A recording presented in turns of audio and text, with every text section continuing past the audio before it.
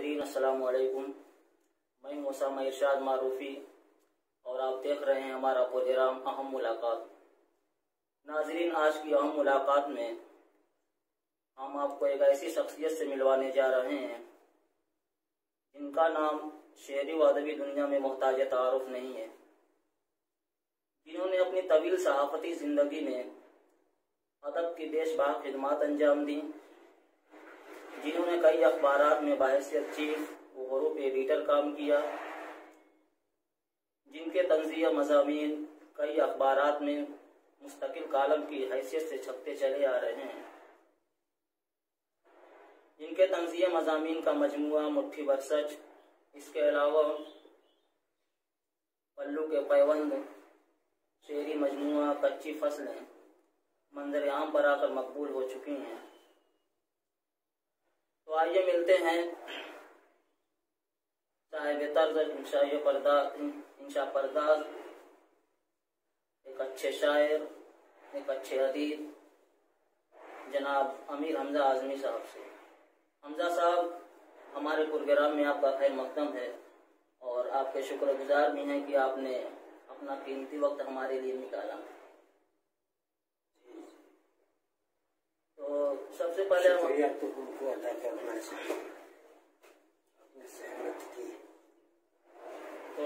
पहले हमारे नाज़रीन को ये बताइए कि आपका खानदानी व तालीमी पस मंज़र क्या है?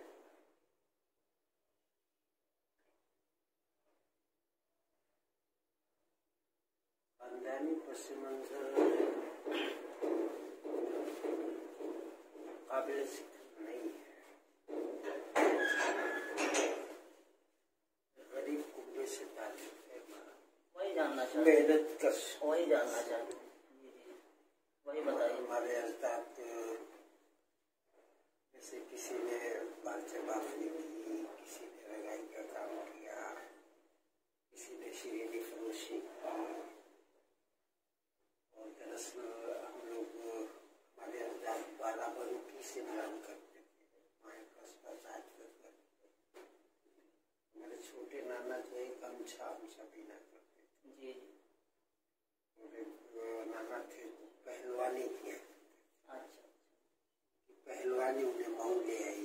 जी जी, मऊ में मन्नान उस्ताद का अखाड़ा था मोहनपुरा में। जी जी, उसी में उन्होंने बहैसियत उस्ताद लोगों को कुश्ती लड़ाना सिखाना शुरू किया।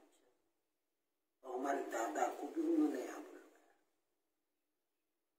अल्हम्दुलिल्लाह बड़ी पज़ेराई हुई, मुहाजिरीन की अंसार किया।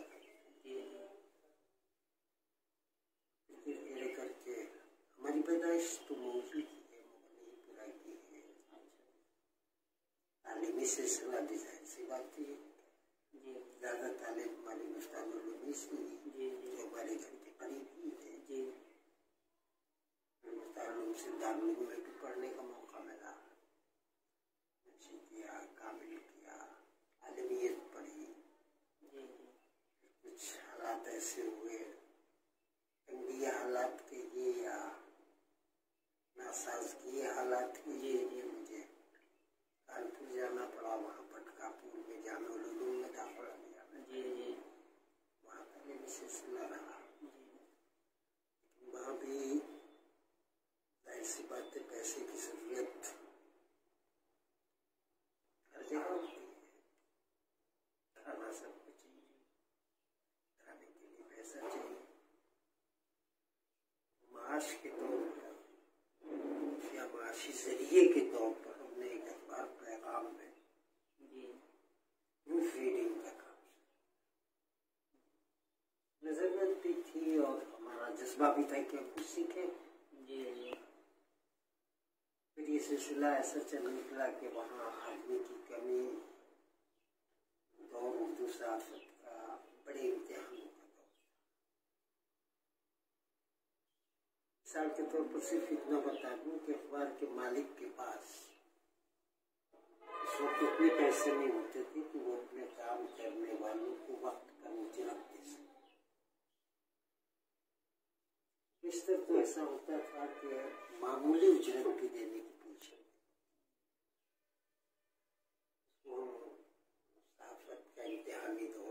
صحافت کا امتحانی دور کہہ سکتے ہیں۔ اور اسی سے وابستہ ایک بات اور بھی بتا دیں کہ اردو صحافت پر جو یہ الزام ہے کہ اس کی خبریں پرانی ہوتی ہیں، یہ الزام پہلے صحیح تھا، اب صحیح نہیں۔ اس بات کو میں اس لیے تذکرے میں لا رہا ہوں کیونکہ آج تصور اب بدلنا پڑے گا۔ آج جو اردو اخبارات پڑھے جا رہے ہیں یا بک رہے ہیں بازاروں میں، کارپوریٹ گھرانوں کے، ان اخبارات سے ہندی اخبارات وابستہ ہیں۔ یوں کہہ لیجیے کہ ہندی اخبارات سے یہ اردو اخبارات وابستہ ہیں جو مقبول ہیں۔ تو ہندی صحافت کے پاس جتنے وسائل تھے تو ہیں، ساتھ ہی انہوں نے کچھ اردو چہرے جوڑے تاکہ اردو قارئین تک ان کی رسائی اچھی ہو اور اردو قارئین سے انہیں جو حاصل کرنا ہو وہ حاصل کر لے۔ اب اردو کے پاس وسائل کی کمی نہیں ہے، اس لیے اردو صحافت کی خبروں کو یہ کہنا کہ پرانی ہوتی ہے اب غلط ہے، پہلے صحیح تھا کیونکہ پہلے وسائل نہیں، پہلے ٹیلی پرنٹر تھا، اس کو بھی لینا، میں نے بتایا نا کہ کام کرنے والوں کو دینے کے لیے پیسے نہیں، ٹیلی پرنٹر تھا، ٹیلی فون تھا، اس پہ ٹرنکال سے بھی خبریں اگر ہم لوگ لینا چاہتے تھے تو بڑی مشکل سے خبریں کال ملائیے، بک کرائیے، اس کے بعد جی ابھی لائن بیسٹ ہے تو یہ دقت ہے، تو یہ دقت ہے، بڑی مشکل سے رابطہ بھی ہو پاتا تھا، لیکن بہرحال اخبار نکلتا تھا، اس کا پیٹ بھرتے تھے۔ اور آپ کو بتاؤں کہ خبروں کا وسیلہ کیا ہوتا تھا، اخبارات کے خبروں کا وسیلہ کیا ہوتا تھا اس زمانے میں، جب آج کی طرح نہ تو سوشل میڈیا تھا، نہ ہی موبائل تھا، نہ خبروں کا اتنا تفصیلی نظام تھا۔ اس زمانے میں کیسے ہم لوگ خبریں کلیکٹ کرتے تھے، یا جو بھی اخبار والے تھے کیسے خبریں کلیکٹ کرتے تھے، اتنی درد سری سے ان کو گزرنا پڑتا تھا، یہ تصور صرف عامی لوگ کر سکتے تھے، کیونکہ ریڈیو میں ایک آدمی کان لگا کے بیٹھا رہتا تھا، اب کوئی نئی خبر آئے تو اسے لے لوں، اب کوئی نئی خبر ہے اس میں ایک سلو بلیٹن چلتا تھا، ہم لوگ اکثر سلو بلیٹن پورا کا پورا ہندی میں ہوتا تھا، ہم لوگ اردو میں اس کو لکھتے تھے، اور جب 9 بجے پورے 9 بجے یا 8:30 بجے کی خبریں وہ ایک دم جس کو کہہ لیجیے کہ چھان پھٹک کے جب ریڈیو پہ آتی تھی، اس میں سے ہم ہیڈ لائن کا انتخاب کرتے تھے، اتنی دقت طلب تھی صحافت۔ اور اس کے ساتھ ساتھ ایک المیہ جو آج بھی ہے، کل بھی تھا اور ممکن ہے کل بھی رہے کہ آپ لوگ کوشش کریں تو کچھ تبدیلی آ جائے، کہ اردو اخبارات پڑھنے والے بہت ہی کم ایسے ملیں گے جو خرید کے پاس، بالکل آج بھی جبکہ آج بڑے خوبصورت اخبارات ہیں، مقابلہ رائے کے دور کا مقابلہ کر رہے ہیں، رنگین بھی ہے، خوبصورت بھی ہے، جدید بھی ہے، اور خبروں کے معاملے میں پیچھے نہیں ہے، مضامین کے معاملے میں پیچھے نہیں ہے، پھر بھی ان اخبارات کو 3 یا 4 روپے میں ہم اپنے گھر خرید کر نہیں لاتے، اور اس کی وجہ سے ہمارے گھروں سے اردو کا رجحان ختم ہوا ہے۔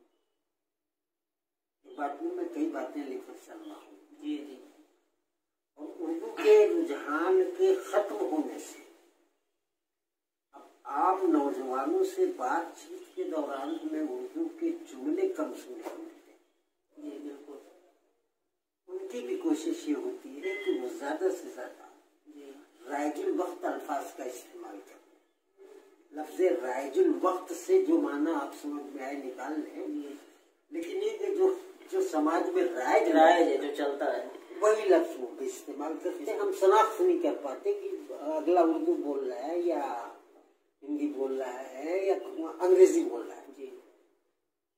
अभी हमने कुछ दिनों से पाकिस्तानी कुछ अपने देखनी शुरू की, कुछ शायरी वारी सुन की के देखे भाई वो तो पाकिस्तान है। पाकिस्तान का मतलब ये है कि आप लोग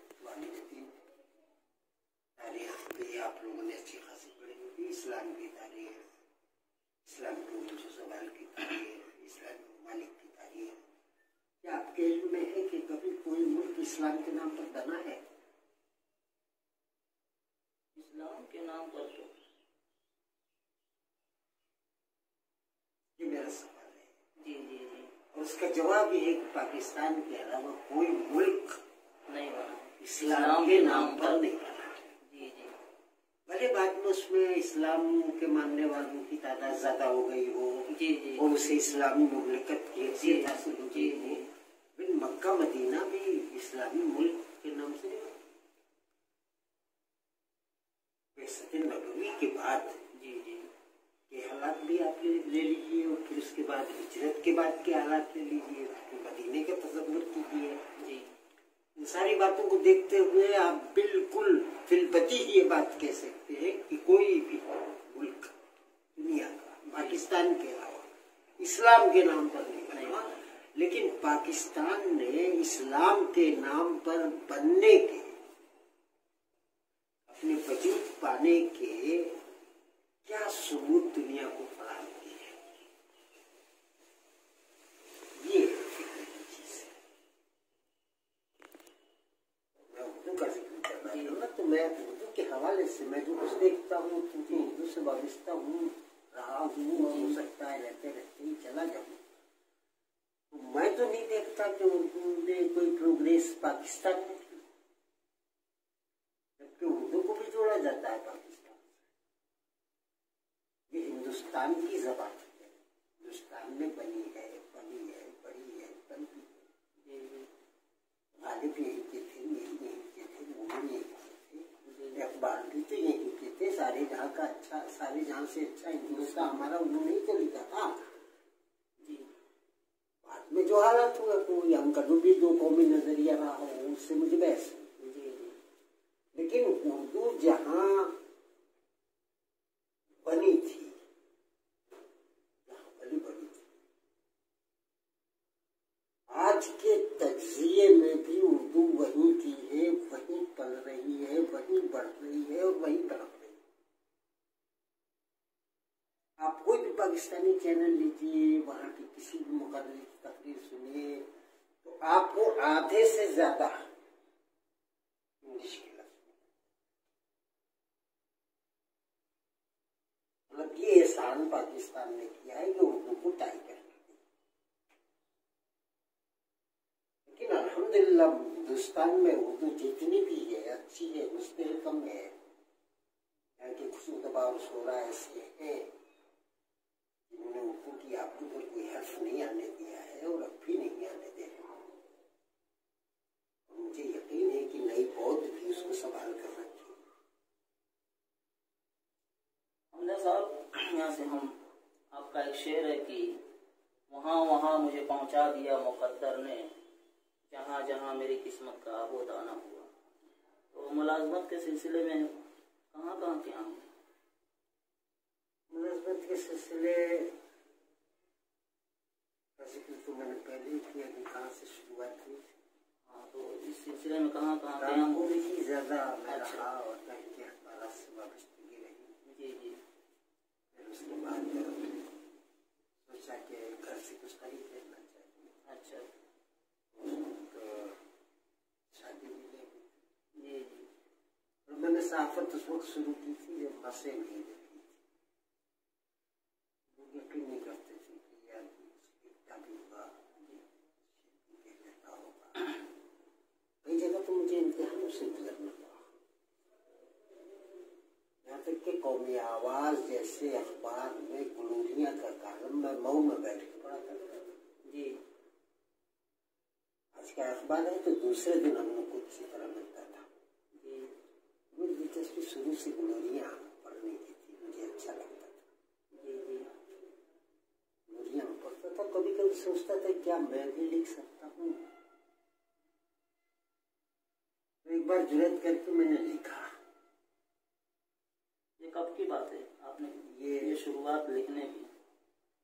शुरुआत तो मेरे 15-16 साल की उम्र से हो। किस तरह के मज़ाक में? जैसी अखबार की जरूरत होती है, क्योंकि मैंने अखबार में अपने को सिर्फ एक काम करने लगाया। जी, कोशिश ये की कि मैं हर काम करूँ। जी जी, हैसियत प्रूफ रीडर तो था ही। जी, खबरें भी बना लेते थे। जी, धीरे धीरे पेजेस की पिस्टल पहले हुआ करती थी। लेथों की किताबें थी, एक एक खबर काट काट के कहाँ कहाँ कुछ चिपकाना है, पूरा पेज मुकम्मल हो गया। जी, ये एक आगे अलग फंड हुआ करता था, वो भी मुझे आ गया। उसके बाद खबरों की सुर्खी लगाना, ये खबर कहाँ के लिए मौजूद है, ये बॉक्स आइटम है, ये मेन हेडिंग बन सकती है। हमें अपने रीडर्स को भी ध्यान में रखना होता है कि हमारा रीडर, हमारा पढ़ने वाला क्या कहता है, हमारे कारी को क्या पसंद आएगा। और उसमें भी दो पहलू हैं, जिक्र बहुत ज्यादा मुनासिब नहीं है, लेकिन नई नस्ल को पैगाम जाना चाहिए कि हमने या हमारे असलाफ ने, असलाफ सियासत या असलाफ साफत, इन्होंने हमेशा ये सोचा कि कौन सा पहलू मुसलमानों की हिस्सियात को बड़ी तेजी से टच करेगा, उसी पहलू को उजागर करने को फौकियत हो रही है। जबकि रुझान ये होना चाहिए था कि हम जो भी मैसेज थे वो कौम की फलाह का हो और मुल्की हालात को मद्देनजर रखते। हमारे मुल्क में रहने वाले मुसलमान को जो अक़लियत ज़हनी शऊर की, किस ज़हनी शऊर की जरूरत है, कैसी सोच रखनी चाहिए, कैसा सलूक, कैसा बर्ताव रखना चाहिए, हमने इसकी तरबीज दी। हमेशा ये कोशिश की कि उनकी दुखती रग पर उंगली रखकर और उनमें अखबार ज्यादा से ज्यादा बेचने की कोशिश, कामयाब कोशिश कर लें।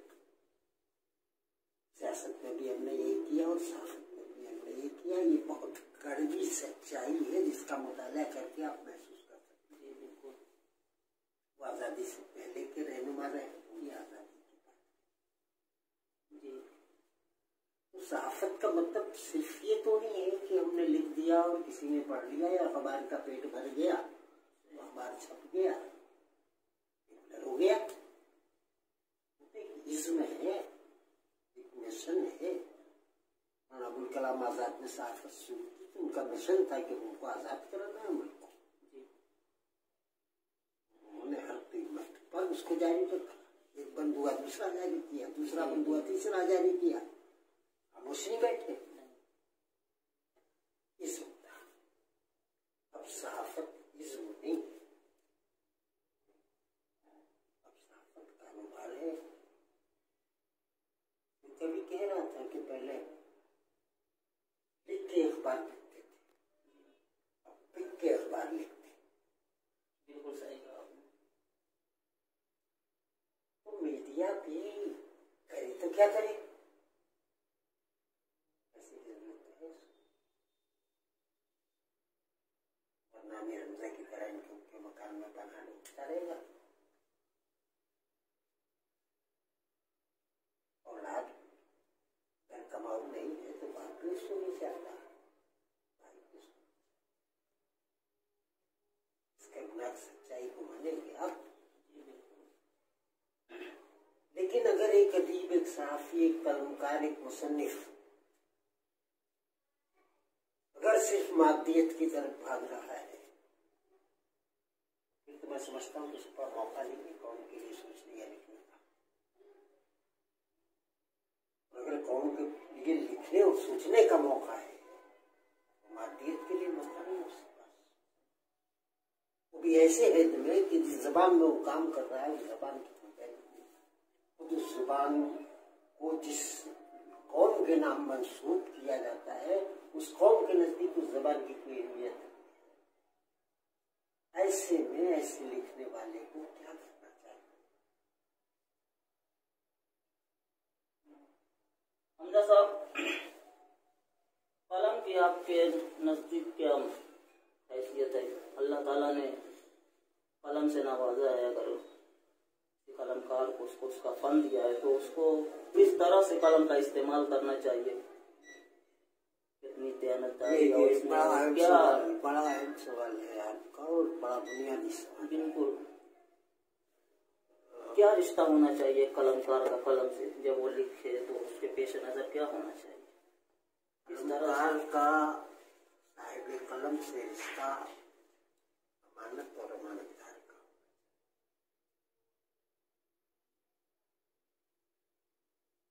और मैं अपनी फीलिंग बताता हूँ, दुनिया के बारे में मैं जानता हूँ, मैं जानना चाहता हूँ, मैं कहता हूँ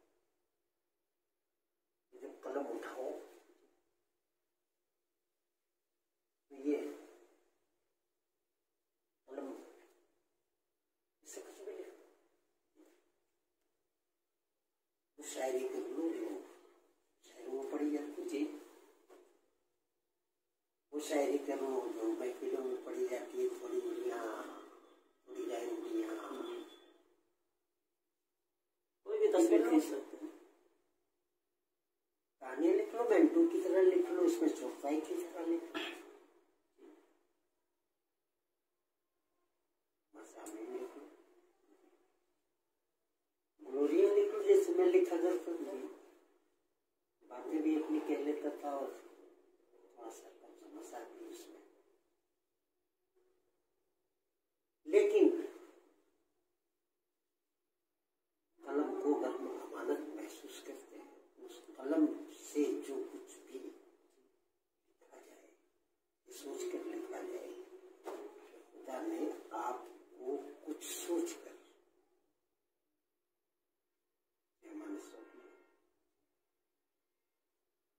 दुनिया में कितने पैगंबर आए? 1,24,000। बाकी लोगों को उसने पैगंबर क्यों नहीं बनाया? सबको पैगंबर बना देता तो दुनिया का बंटवारा ही खत्म। ये यूं ही करते थे कि आधा सूरज हिंदुओं का, आधा सूरज मुस्लिमों का, आधा गैर मुस्लिमों, आधा चांद मुस्लिमों का, आधा मुस्लिमों का, आधी हवा मुस्लिमों की, आधी गैर मुस्लिमों की। लेकिन उसने कुछ खास बंदों को ही अपना पैगंबर बनाया। यहाँ बड़ी नाजुक बात है कि वो कुछ खास लोगों को ही कलम की अमानत सौंपता है। अब ये उनकी जिम्मेदारी है कि वो सोचे कि अल्लाह ने हमको ये अमानत दी, इसका इस्तेमाल कैसे करें। वो गलत इस्तेमाल करते हैं, बददियानती करते हैं, कुछ भी दिमाग में आया और लिख दिया। कलम है हमारे पास, और कुछ भी दिमाग में आया लेकिन लिखा वो कौम के लिए मुफीद है, तो अल्लाह के बंदों को अल्लाह की तरफ या इंसानियत की तरफ, आदमियत की तरफ, आदमियत की तरजीहात की तरफ राग़िब कर सके। अगर इस कलम से हमने वो कुछ लिखा तो हमने थोड़ा बयान कर दिया। मैं तो सभी से कहूँगा जिनको अल्लाह ने तौफीक दी है। और एक बात और भी कि कलम सिर्फ उन्हीं को नहीं मिलता जो नस्ल लिखते, वो भी अहले कलम ही कहलाते हैं जो शायरी करते। बिल्कुल। और हमारे शुरा का जो रुझान है उन्हें भी अपने रुझान पर गौर करना चाहिए। उसी शायरी को वो तफरीह का सामान भी बना सकते हैं और उसी शायरी को पैगाम भी बना सकते हैं। मैं जहाँ तक समझता हूँ कि शायरी और अदब का ताल्लुक सबसे ज्यादा इंसानियत से है और इस वक्त बहुत ज्यादा जरूरत है कि अदीब और शायर या साहित्यकार समाज को संभाले। वो हिंदू समाज हो, मुसलमान समाज हो, कोई भी समाज हो, उसका नौजवान बिगड़ता है तो साहित्य की भी कहीं न कहीं जिम्मेदारी बनती है, अदीब की भी बनती है और शायर की भी, और साफी की तो बनती ही बनती है। ये है मेरे अपने ख्याल से कलम एक अमानत है अल्लाह की। उसको जब भी इस्तेमाल करो तो दिमाग में रख लो कि तुम अल्लाह की अमानत को इस्तेमाल कर रहे हो। उसने इस्तेमाल करने का हक दिया है, तो शऊर भी वही रखो जो अल्लाह चाहता है। और अल्लाह कभी निफाक नहीं चाहता, मुनाफरत नहीं चाहता, मोहब्बतें चाहता है अपने लिए भी और अपने घर में। बिल्कुल दुरुस्त था हमजा साहब। ये हमारी नई नस्ल जो नए लिखने वाले हैं, चाहे वो नस्र में हो या नज्म में, उनके लिए आपका क्या पैगाम है? लिखते वक्त इस बात का ख्याल करें मज़ामीन के अंदर या शायरी के अंदर कि उनके मज़ामीन में या उनकी शायरी में किस तरह से वज़न पैदा हो या अदबी हैसियत से किस तरह वो दर्जा ब दर्जा आगे बढ़ें। तो नए लिखने वालों के लिए आपका क्या पैगाम है कि वो किस तरह से अपनी कलम को आगे बढ़ाएं? किन बातों का ख्याल रखना चाहिए? इन बातों का एक बच्चा अपने वालिदैन के लिए रखता है। पैदा होता है तो दौड़ना भी शुरू करता है, वो पैदा होता है तो माँ बाप के ऊपर पेशाब भी करता है। बाप बुरा नहीं मानते तो मुंह में पेशाब चढ़ता है, खाने पे चढ़ता है। नमाज पढ़ते रहो, आगे सजदे में सवार हो जाता है। ये तो बचकाना अटखेले हैं जी, क्योंकि वो उसके नशोनुमा की बुनियाद है। बच्चा मुतासिर न हो, शरारतें न करे जी, शराबा न करे, घर ही नहीं लगता जी। बिल्कुल, और लगता ही नहीं कोई बच्चा है या हम साहिब औलाद है जी। मेरा इशारा ये नहीं है कि नए लिखने वाले शरारतें शुरू करें। मेरा इरादा ये है कि बच्चे बड़ों को छेड़े,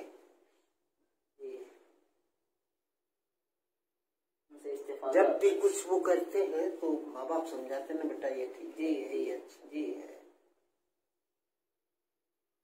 वो एक उस्ताद की हैसियत से कहते हैं, राब्ते में रहें, असातिज़ा के राब्ते में अगर नहीं रहेंगे तो यतीम होंगे। बड़ों की बड़ाई की बात मैं नहीं करता कि बड़े हैं कि नहीं, लेकिन जिस तरह एक आदमी होता है लावालिद होता है, वो होता है तो लावालिद होता है, लेकिन उसे जमाना क्या कहता है? जो लावालिद होता है उसको जमाना क्या कहता है? नहीं, लावालिद जो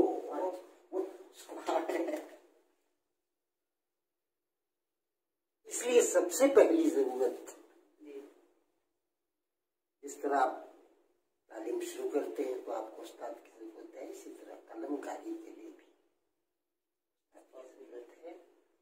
और शायरी में तो उस्ताद की अहमियत इतनी ही है जितनी बेटे को बाप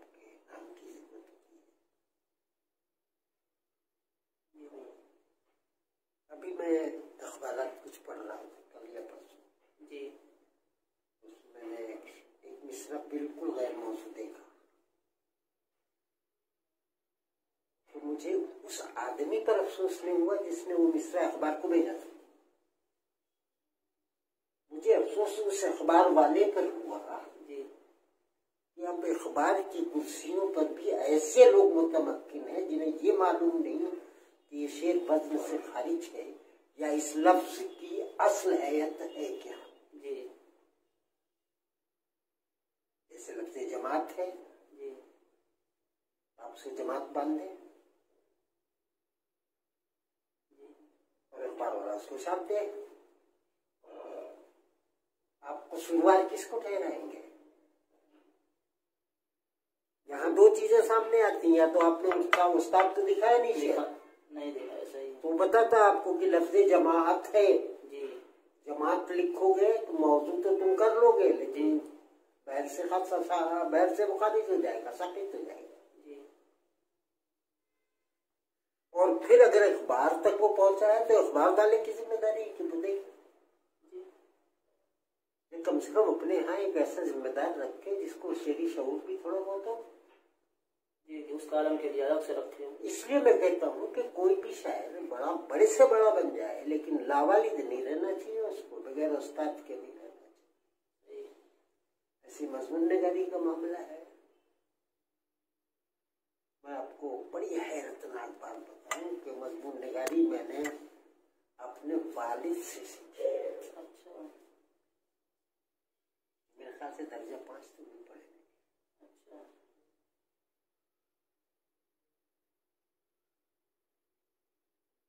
آپ سوچیں کہ میں لوگوں سے کیسے سیکھ لوں. میں ان کو خط لکھا کرتا تھا جی اور جس رد عمل کی توقع رہتی تھی اس کے خلاف رد عمل ہوتا تھا. میں محسوس کر لیتا تھا کہ میرے لکھنے میں کہیں کمی ہے، بات وہ سمجھ نہیں پائے. جی میں پھر ان کو خط لکھتا تھا، جی پھر ان کا رد عمل کچھ دوسرا ہوتا تھا تو پھر میں محسوس کرتا تھا کہ لگتا ہے میرے لکھنے میں. جی اچھا کچھ اس کے جملے میں کیپچر کرتا تھا.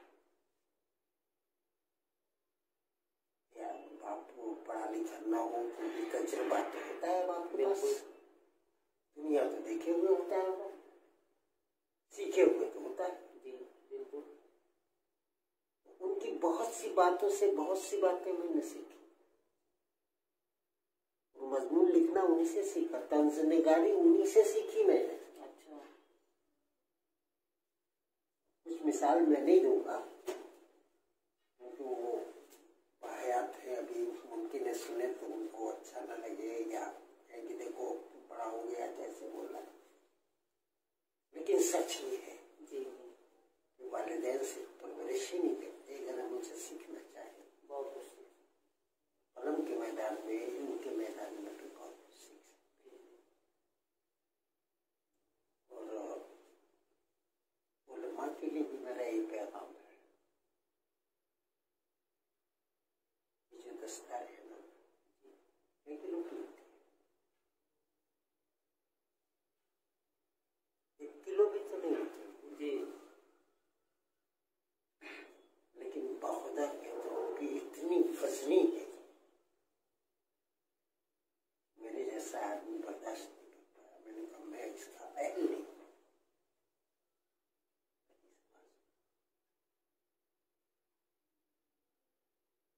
نیابت رسول کا مسئلہ بہت ہے،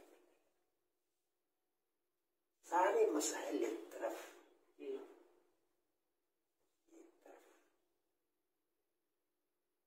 میں بہت چڑھتا ہوں ایک بات سے جو لوگ کہتے ہیں کہ مدرسوں میں جدید تعلیم دی جائے.